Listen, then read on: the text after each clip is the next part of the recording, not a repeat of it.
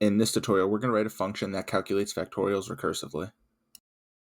So what we can do for this problem is we could define factorial, and we're going to do it as n. Now, that's because the variable we're going to be passing through it is going to be the variable we want to calculate the factorial of.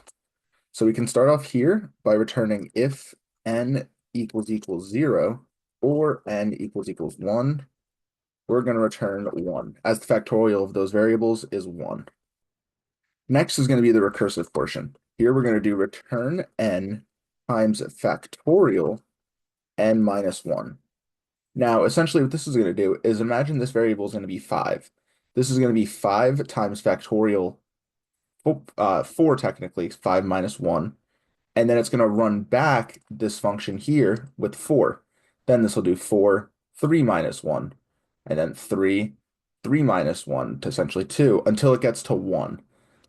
We'll come down and we'll run the function here, and we'll pass through 5. Now we can see our answer is 120.